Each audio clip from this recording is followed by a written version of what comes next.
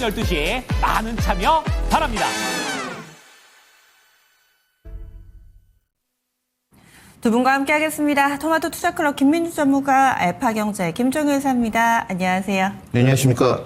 예, 오늘 이슈부터 다뤄보겠습니다. 어떤 쪽을 봐야 될까요? 조선, 원전, 방산 돌아가면서 강한 움직임인데 상대적으로 원전은 조금 더 갈 수 있지 않을까 이런 기대도 좀 있고 게다가 어제 살짝 좀 주춤주춤할 때 그때 샀어야 됐나 이런 생각들도 많이 하실 텐데요. 오늘 원전 이야기 좀 나눠보도록 하겠습니다. 그러면은 사실 새로 나온 소식이 있는 건 아닌데요. 미국 쪽에서나 이 전 세계적으로 다시금 또 원전에 대한 설립 이야기들이 솔솔 나오고 있는데 국내에서와의 이런 정책, 약간은 지금 대선 후보들 간의 원전을 바라보는 시각에 차이가 있습니다. 원전 지금 사도 될까? 어제도 방송 중에 좀 질문을 드렸던 것 같은데 김민주 전문가님 원전에 대한 시각 다시 한번 좀 정리를 해주실까요? 네, 아무래도 이제 뉴스플로우가 좀 흘러나오다 보니까 아침에 그 조선일보 발로 좀 나왔죠. 그 인터넷 기사 쪽은 조선 비지에서 그 기사를 실었던데 좀 체코 원전 수주가 좀 딜레이 될 수 있다. 이런 뉴스가 있었거든요. 체코의 그 선거 때문이라고 뉴스 네. 취재는 했는데 그건 아닌 것 같고요. 그냥 법원에 아무래도 그 여러 가지 노이즈가 좀 있다 보니까 강대국도 눈치를 좀 본 거지 않나 이런 개인적인 추측의 생각이 좀 들고요. 그러다 보니까 국내적으로 그 이슈가 오늘 좀 될 수 있겠다라는 생각, 그런 취지에서 오늘 아젠다가 좀 다뤄진 것 같고 전일 미국 시장만 보게 되면 이제 휴장하고 나서 본장이 돌아갔습니다만은 뉴스케일 파워 모습인데 차트 한번 비춰주시면 어제 엄청났습니다. 어제 17% 올랐거든요. 보고 좀 너무 놀랐어요. 그러니까 글로벌 수요 니즈는 오히려 정책 모멘텀이 여러분들 미국 원전의 어떤 정책 확대 이거는 이루어지고 있는 것 같습니다. 트럼프 대통령 행정명령 서명도 했고 미국에서 최근에 핫한 종목들 섹터들 뽑아봐라. 4월 4일 날 11불이었더라고요.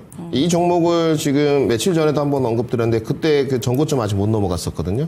지금 35불입니다. 그러니까 한 달 새에 지금 3배 정도 갔죠. 그러니까 어마무시합니다, 사실.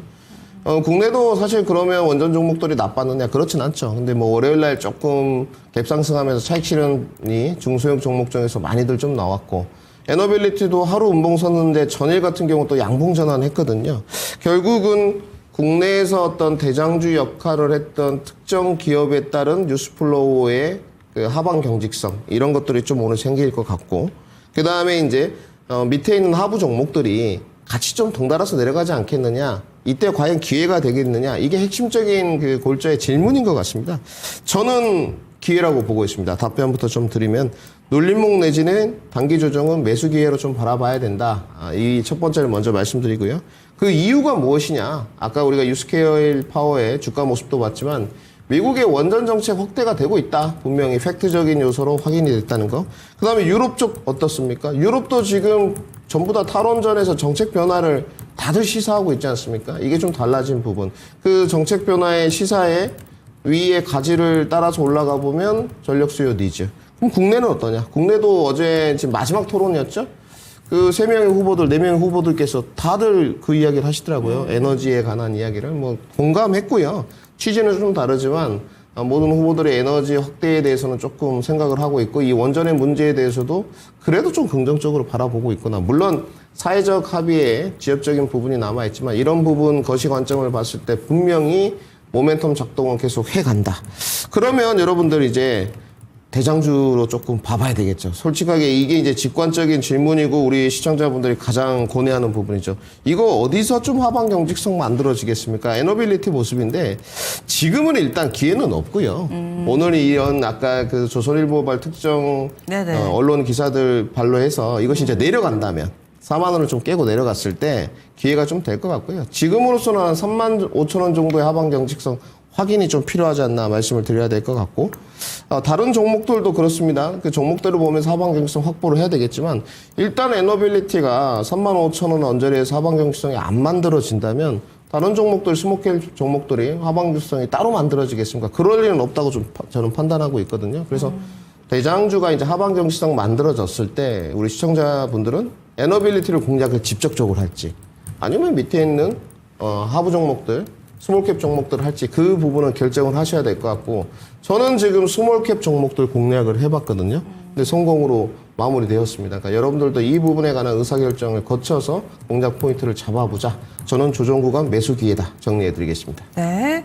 그러면 김 이사님은요? 네, 뭐 두산에너빌리티 하나만 말씀드려도 뭐 될 것 같은데 이틀 전에는 제가 외국인 매도가 좀 집중되고 있다라는 말씀드렸고 맞아요. 네. 어제는 거래가 반토막이 나고 있다라는 말씀을 드렸어요. 저는 이게 모든 걸 의미하고 있는 게 아닌가. 그래서 중장기적인 흐름은 뭐 여전히 좋아요. 두산에너빌리티에 대해서는 뭐 2만 원대도 긍정적 말씀을 드렸고 뭐 2만 원대 깨져서 내려갔을 때도 장기적으로 보면 나쁘지 않다라고 말씀드렸고요. 체코원저 뭐 얘기가 계속 흘러나오고 있습니다만 여러 번 언급드렸다시피 대안이 없다는 거죠.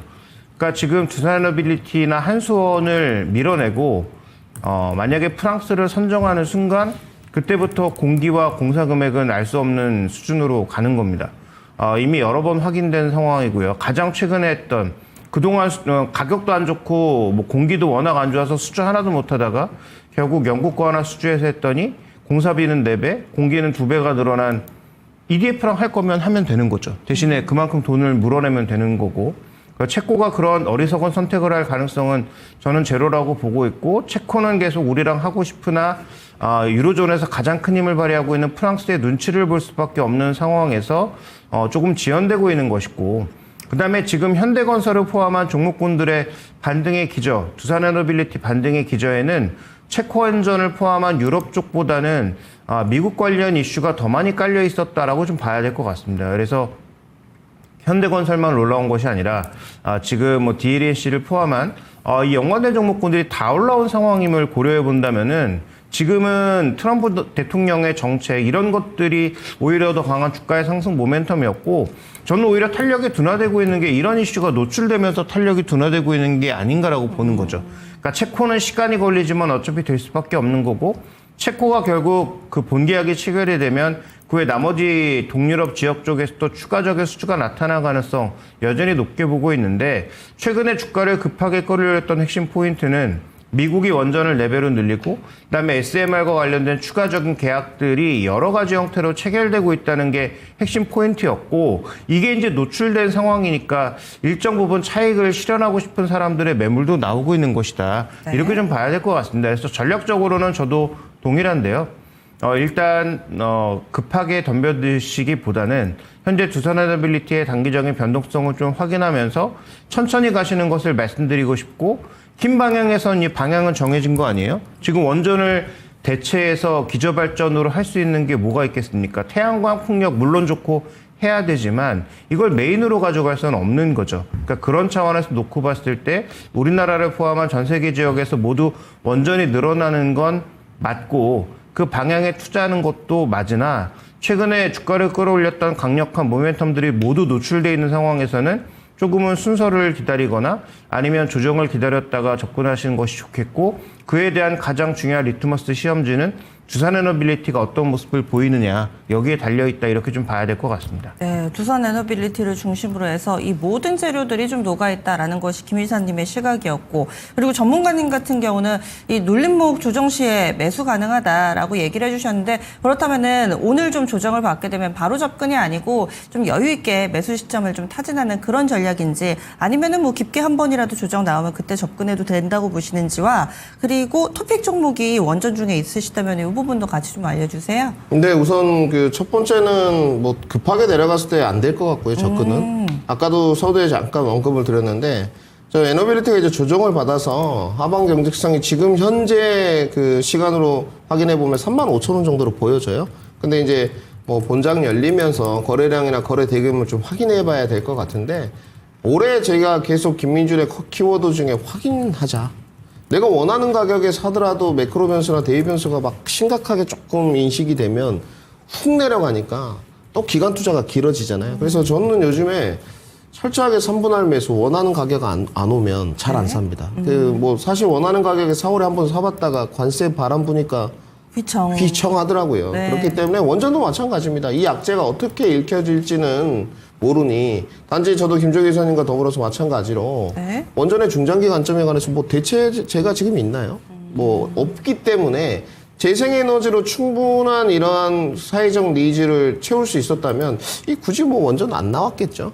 태양광 풍력으로 채울 수 있다, 뭐 수소로 채울 수 있다 이랬으면 이거 안 나왔을 거예요. 근데 이제는 필요하다. 그래서 이제 그 탈원전 정책 변화가 일어나고 있는 부분이기 때문에 그러면 거시관점은 이제 고민할 필요는 없어요. 지역적인 뉴스에 관해서 얼마나 깊이 조정을 보낼 것이냐 이거거든요. 그러면 저는 지금은 35,000원 확인하자. 그래서 35,000원을 확인했을 때 조금 고개를 들 때 네. 아까도 말씀드렸지만 에너빌리티 쪽으로 할지 이제 낙수효과 쪽의 종목들을 선택할지인데 스몰캡 종목 중에서는 한 3가지 종목 보고 있습니다. 일진파워, 그다음에 보성파워텍, 우진엔텍, 그리고 한전기술까지 이렇게 좀 보고 있고요. 역시나 대장주 쪽에는 뭐 한전기술 차트 모습만 잠깐 잡아보겠습니다. 뭐 변곡점에서 딱 기간 횡보를 좀 가고 있거든요. 아무래도 이제 트레이드 하시는 분들이 좀 좋아하는 그 모습들이죠. 여기서 거래량 좀 동반되고 좀 한 방 쏴주면 좋은 네. 그런 시나리오로 가는 거고, 역시나 대장주 쪽에서는 건설주 쪽에서는 사실 현대건설을 너무 많이 가서요. 사실 현대건설만 원전건설 이력이 있는 건 아니거든요. 대우건설이라도 GS건설도 있어요. 분명히. 그래서 후발주자 쪽에서 좀 보고 있는 쪽이고, 그 다음에 대장주는 여전히 에너빌리티가 저는 좀 시장의 평가와는 다르게 지난번에 3만 원을 넘어간다 그랬거든요. 시간 문제다. 3만 원을 넘어가고 나서 조정받으면 다음에 그 목표가 조금 더 높은, 그러니까 전고점 돌파, 신고가 돌파할 수 있다고 보는 쪽이에요. 좀 앞자리 숫자는 좀 바뀌어지지 않겠느냐라고 보고 있어서 조금 더 원전의 랠리는 이어질 것 같습니다. 참고하셨으면 좋겠습니다. 그리고 두산에너빌리티에 대해서 한마디만 더 말씀드리고 싶은 것은 이 원전주 맞죠? 원전 모멘텀으로 올라가고 있는 것도 맞아요. 근데 두산에너빌리티가 원전이 전부냐는 굉장한 착각입니다. 두 가지를 더 보셔야 되는데, 일단 이 회사는 그 지금 전력과 관련된 주기기는 거의 다 한다고 보시면 됩니다. 그 보일러와 관련된 부분을 포함해서 뭐 풍력도 들어가고 소위 이제 터빈과 관련된 거의 모든 걸 하고 있기 때문에 원전은 짓는데 시간이 걸리니까 그동안 뭐 제가 말씀드렸던 게 뭡니까?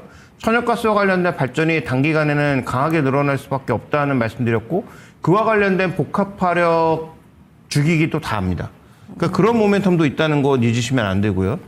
그다음에 또 하나의 포인트는 뭡니까? 사우디가 지금 여러 군데와 다시 악수를 하기 시작하면서 시리아라고 하는 국가가 결국 시아파 벨트가 깨지는 그 모멘텀이 되면서 어느 정도 이제 이란의 힘이 많이 약해지고 있는 구간이다 보니까 사우디가 그동안 그 만든다고 했던 여러 가지 그 건축물들 터만 닦아놓고 지금 안 짓고 있는 게 대부분이거든요.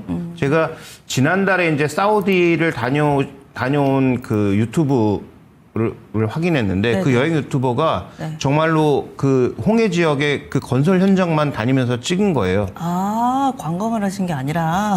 관광하러 갔다가 뭐 제다나 이런 쪽도 갔지만 그런 주요 건설 현장들이 어떻게 만들어지고 있는지가 궁금한 개인적 호기심에서 찍으셨군요. 갔는데 네. 정말로 건설하고 있는 게 없습니다.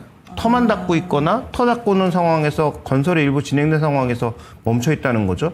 뭐 계절 문제도 있을 거고 뭐 돈 문제도 있을 거고 여러 문제가 결부되어 있었다라고 보는데, 이렇게 중동이 지금 이스라엘 쪽을 제외하면 조금 안정적인 상황으로 갔을 때는 이런 공사들이 올라올 수 있는데, 그럼 여기서도 뭘 지을까는 두 가지죠. 말씀드렸던 원래 지으려고 했던 건물도 지어야 되지만 물은 어떻게 감당할 겁니까?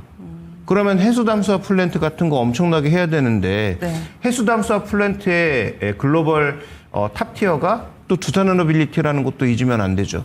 그러니까 이런 공사들이 다 늘어날 수 있다는 것도 고려해야 된다는 거예요. 그래서 원전 하나만 보시고 두산에너빌리티에 접근하시는 분은 굉장한 착각을 하시는 거다. 그런 여러 가지 그 전력기기와 관련된 모든 주기기를 다 하고 있다라는 것과, 그다음에 방금 말씀드렸던 해수담수화 플랜트에 대해서도 우리가 한번 지켜볼 필요가 있겠다. 이 두 가지도 더불어서 말씀을 드리고 싶습니다. 네, 우리가 못 봤던 두산 에너빌리티의 숨은 매력들, 하고 있는 일들, 이 부분도 놓치지 않고 설명을 해주셨어요. 이슈에서는 원전 다뤄봤고요. 다음 두 번째 섹터로 넘어갑니다. 오늘 두 분의 시선이 머무는 섹터는 어디일까요? 먼저 김민우 전문가님, 어떤 섹터 보세요? 네, 오늘 반도체 준비했습니다. 반도체, 그리고 이사님은요? 네, 저는 뭐 길게 봐야 되는 섹터를 최근에 말씀드리고 있기 때문에 네. 지금은 주가도 엉망이고 아무도 이제 관심 갖지 않는 가전 쪽을 좀 봐야 되지 않나. 이렇게 보고 있습니다. 가전. 네. 어제는 또 종목으로 SOE를 주셔서 비슷한 컨셉이었잖아요. 안 보는 종목. 하지만 잘 갔습니다. 먼저 김윤 전문가의 반도체부터 출발해 보겠습니다. 반도체는 뭐 늘 관심이 상당히 많으신데 오늘 관심 가질 만한 섹터로 주신 이유는요? 근데 오랜만에 이제 또 왔습니다. 이번 주 개편되면서 원전부터 시작해서 고루고루 좀 가봤는데 어제 뭐 호텔신라도 가봤고 오늘은 뭐 반도체가 맞는 것 같습니다. 저희가 오늘 그 관심을 갖는 섹터나 관심주의 특징이 오늘 기준이거든요. 네. 그러니까 시청자분들이 이거 이제 잘 보셔야 되는 게 뭐 TV를 돌리거나 이렇게 보셨을 때 아, 오늘 주목하는 섹터구나. 향후에 이런 게 아니고 오늘 좀 본장 때 움직일 수 있는. 그러면 저는 오늘 반도체가 맞지 않나.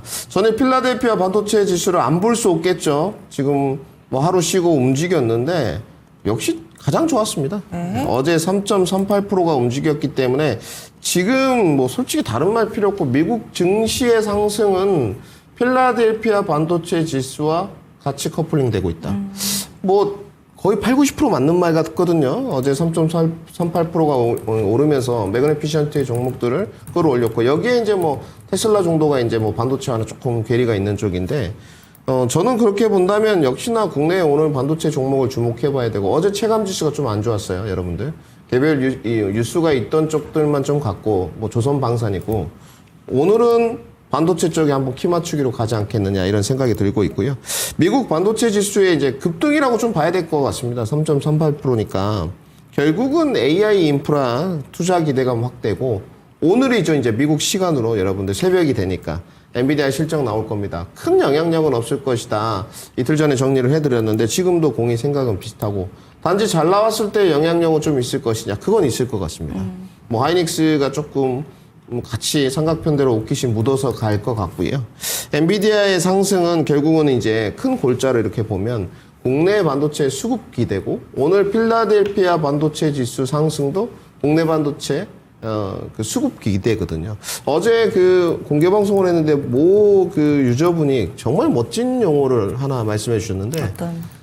조선방산에 꼭지인 건 아는데 그 수급의 전환점에 대해서 굉장히 고뇌하고 더뎌진 것 같다. 눈치 보기. 굉장히 공감했거든요. 맞아요. 네. 이렇게 좀 옮길 만한데 약간 헤드앤숄더의 산 머리가 도대체 어디냐. 이거를 측정하는 그런 눈치 보기 장세가 좀 연출되는 것 같은데 만약에 이제 트리거를 좀 쏴줘야 되겠죠. 그 트리거의 시발점이 엔비디아의 실적이 됐으면 좋겠습니다. 그래서 오늘 다뤄야 될 것 같고 그 다음에 이제 삼성전자는 하이닉스입니다. 삼성전자 어찌됐건 하이닉스 중심의 외국인 매수세가 좀 유입되면서 낙수 효과로 내려가야 되니까 대형주들 먼저 반등 나오고 중소형 종목들 따라가는 형태가 오늘 될 것이다. 이렇게 좀 보여지고요.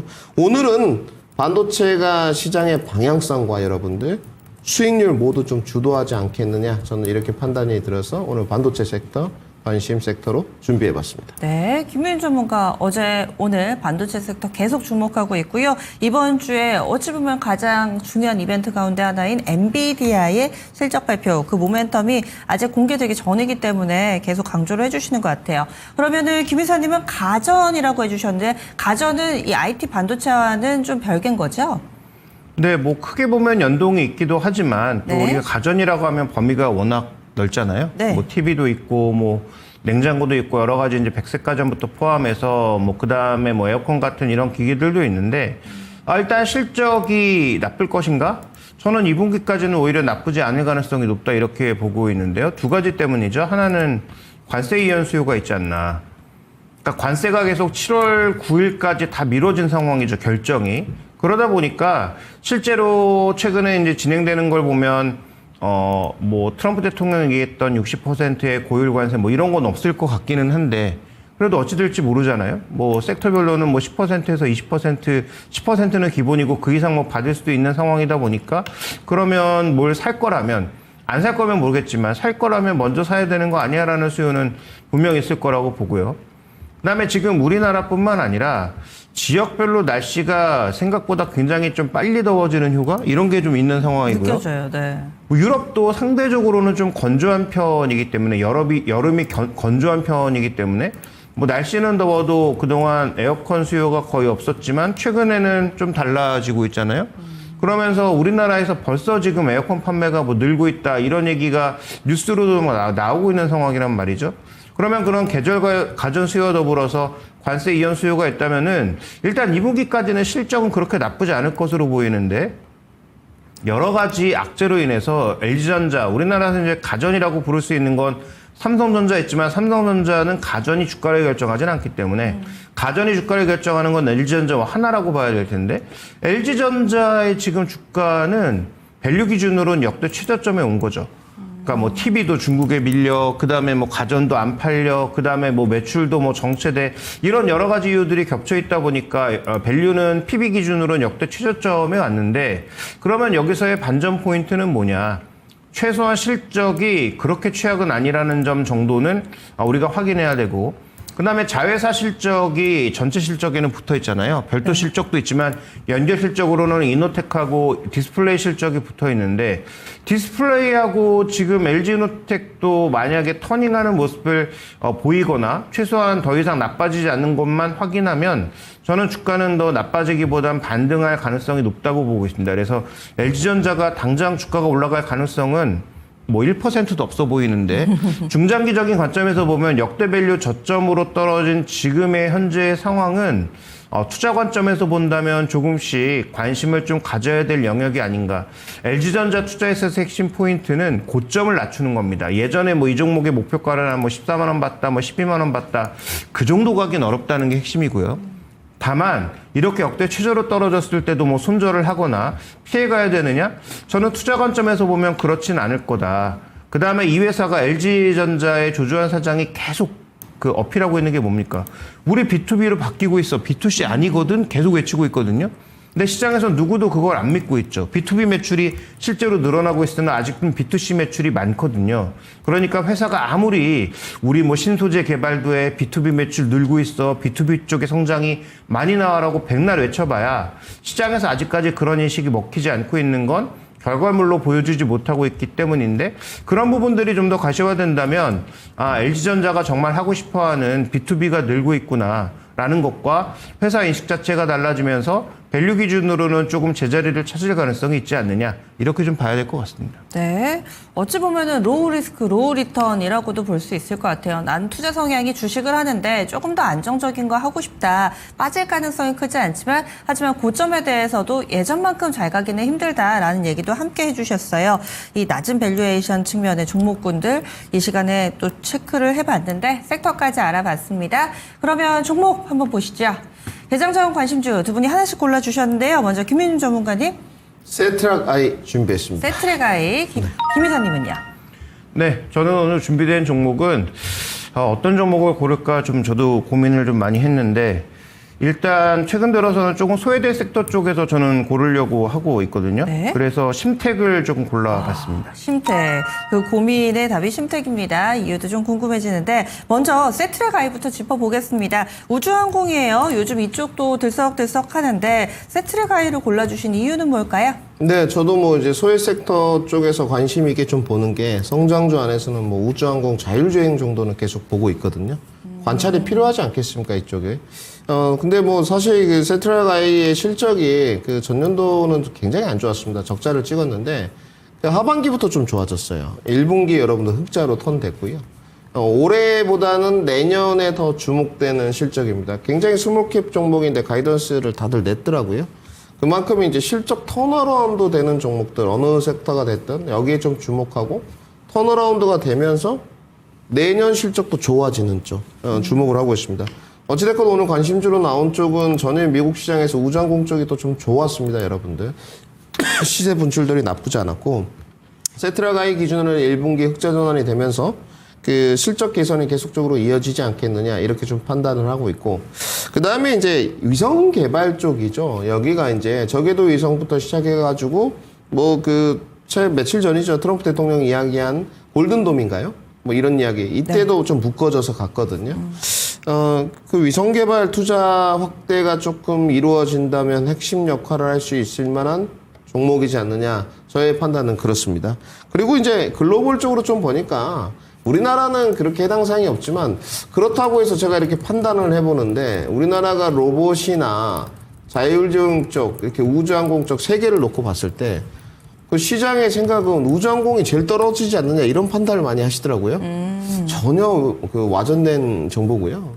우리나라의 인공위성 발사 그 국가들 순위를 매겨보면 네. 어마무시하죠, 지금. 사실상 글로벌 탑티어 수준까지는 아니더라도 로봇이나 이런 자율주행에 비교했을 때 상당히 높은 수준입니다. 여기 인공위성 발사를 한 그 순위를 보게 되면. 그래서 사실 뭐 좀 스몰캡 종목 중에 그 실적 기반과 기술력을 갖춘 기업들이 좀 있어요. 근데 이제 결국 뭐 이제 뭐라고 하죠? 우주왕복선 타고 그 우주 관광 가고, 여행 가는, 스페이스 X처럼 이런 기술력은 아직은 없고요. 네. 근데 이 해당 기업이 맞지 않나 저는 판단하고 있고, 글로벌 우주항공 시장 확대가 조금 더 계속적으로 모멘텀이 이루어진다면 해외 수주 가능성도 조금 세트라가인에 있지 않겠느냐 판단을 좀 해보고 있습니다. 실적 개선과 턴어라운드 원년에 주목이 좀 해봐야 되겠다라는 생각으로 오늘 관심주 세트라가인 준비해봤습니다. 네. 간밤에도 이 머스크가 만든 이 스타쉽 우주선이 발사가 좀 되기도 했습니다. 우주항공 관련해서는 계속 관심을 좀 가져보자. 세트랙 아이 준비를 해주셨고요. 그리고 심택 고민의 결과가 이 종목이었는데 어떤 측면에서 오늘 관심주로 가져오셨어요? 네, 1분기에 적자폭이 좀 많이 감소했죠. 뭐 여전히 적자 기업이긴 합니다만 200억대 정도의 적자가 감소하면서 뭐 2분기에는 BEP 정도 수준으로, 그러니까 약간의 흑자로 가거나 BEP 정도의 수준으로 갈 가능성이 있다라는 것이 핵심 포인트고요. 그 다음에 이제 우리가 이 심택이라고 하는 회사가 PCB를 하는데 메모리용 PCB를 하기 때문에 지금 메모리가 별로 안 좋지 않느냐라고 하지만 서버양은 계속 잘 되고 있는 상황이고, 그 다음에 데이터 센터에도 여전히 메모리는 들어가는 상황이니까 그런 측면을 보면 이쪽에서는 비용 축소를 통한 전체적인 개선 요인이 있었고, 그 다음에 가장 큰 부담 요인이었던 이 PC라든지 이런 쪽의 판매가 줄어드는 것을 커버할 수 있는 서버 쪽의 물량들을 늘리고 있다라는 것. 이게 이제 하나의 포인트라고 봐야 될 것 같고요.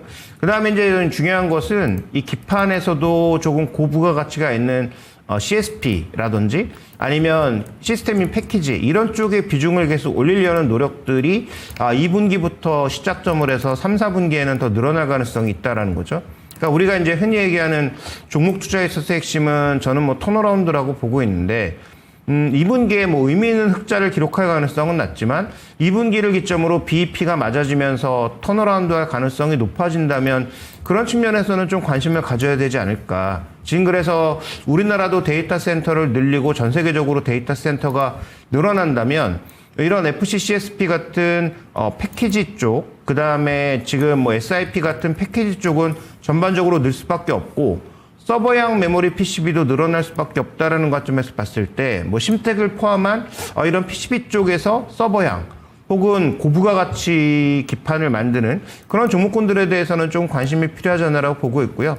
기판이 좋아졌을 때 가장 민감하게 움직이는 것은 심택과 대덕전자의 가능성이 높기 때문에 그런 측면에서 한번 심택을 바라보자 이렇게 말씀드리겠습니다. 네, 그래서 당장은 아니지만은 2분기, 3분기 이제 하반기 서서히 좀 실적이 돌아 나오지 않을까라는 측면에서 심택을 골라주셨는데요. 두 분의 선택, 과연 토마토 AI는 어떤 선택을 했을까요? 보겠습니다. 심택이 좀 더 높아요. 6대 4입니다. 심택 6, 세트랙 아이 4로 약간 심택 쪽으로 기울어져 있는데, 토마토 AI는 심택이 실적 안정성이 있고 업황 반등의 가시성을 높이 샀네요. 그리고 또 세트랙 아이는 중장기적으로 우주항공 테마로서 보유 가치가 있다라는 코멘트를 내놨습니다. 참고하시기 바랍니다. 이렇게 해서 체크인스탁 마무리 짓겠습니다.